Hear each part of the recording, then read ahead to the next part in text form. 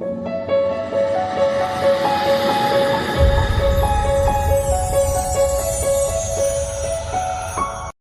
दोस्तों, मेरा नाम है करण राजपूत और आज का हमारा टॉपिक है राजनीतिक के दलों के समक्ष चुनौतियां। तो चलिए इस टॉपिक को बिना किसी देर के दोस्तों स्टार्ट करते हैं। और दोस्तों, अगर आप हमारे चैनल पर नए हैं तो प्लीज हमारे चैनल को सब्सक्राइब करिएगा। हम इसी तरह की एजुकेशन वीडियो लाते रहते हैं। तो चलिए वीडियो को करते हैं स्टार्ट।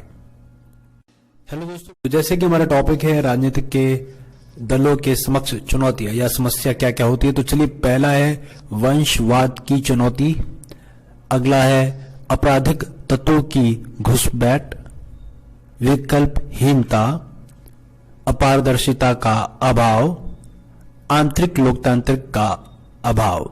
तो चलिए इन टॉपिक को थोड़ा विस्तार से समझते हैं। तो जैसे कि हमारा पहला पॉइंट है वंशवाद की चुनौती।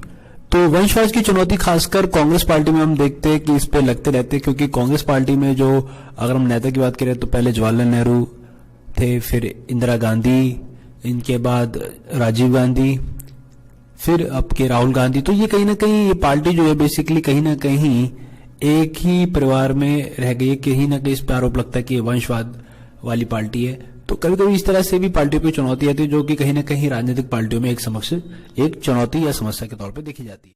सेकेंड पॉइंट है हमारा आपराधिक तत्वों की घुसपैठ।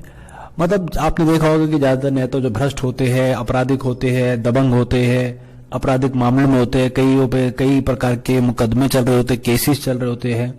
तो ये सबसे बड़ी इसमें समस्या है कि राजनीतिक में इस तरह के जो लोग हैं वो इन्वॉल्व हो जाते हैं, और ये भी कहीं ना कहीं राजनीतिक दलों के समक्ष एक बहुत बड़ी चुनौती है जो कि आमतौर पर देखी जाती है। तीसरा पॉइंट, विकल्पहीनता।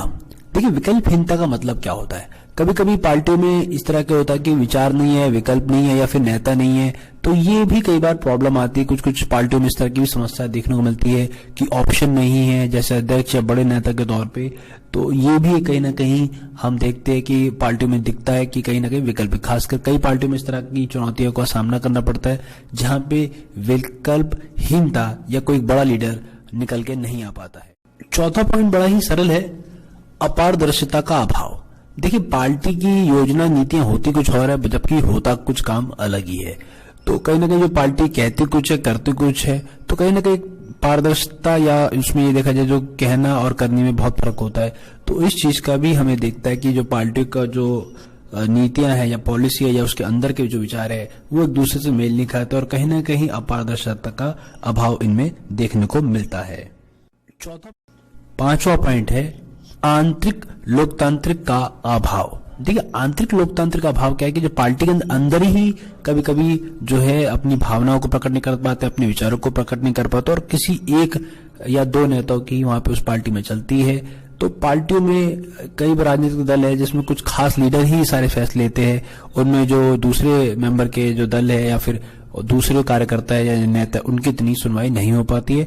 तो कहीं ना कहीं वो मतलब आप अपने विचार अपने दबाए रखते हैं, उनकी बात खुल के नहीं आ पाते। तो ये भी बड़ी एक समस्या है आपके राजनीतिक दलों में, जिसके समक्ष एक चुनौती है, यानी कि आंतरिक लोकतंत्र का अभाव। यानी कि पार्टी के अंदर ही लोकतांत्रिक नहीं है, यानी कि कुछ उसको एक दो जो नेता है वही उसे चला रहे हैं, ऑपरेट कर रहे हैं। तो ये थे हमारे जो आज हमने डिस्कस किया, राजनीतिक दलों के समक्ष कौन कौन सी समस्या होती है, कौन कौन सी चुनौतियां होती है। आई होप कि उसको समझ में आया होगा। तो प्लीज लाइक, कमेंट, शेयर जरूर करिएगा, और फिर भी अगर कोई बात हो तो प्लीज आप हमें कमेंट में बता सकते हैं। धन्यवाद।